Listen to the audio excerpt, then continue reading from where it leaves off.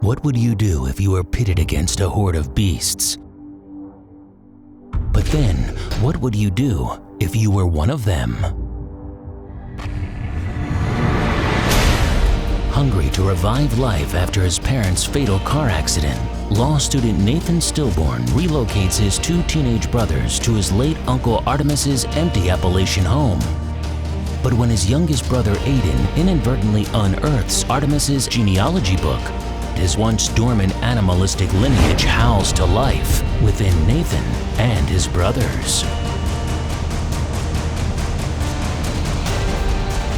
The boys retreat into the nearby North Woods, fleeing both their town-torched home and tree-chipping buckshots, though soon stumble upon a cliff-dwelling wanderer who reveals the identity of the real beast if only they'd creep back to Steeple Creek, the town that all but eaten them alive. So the question isn't, what would you do if you were one of them? The question is, what would you be?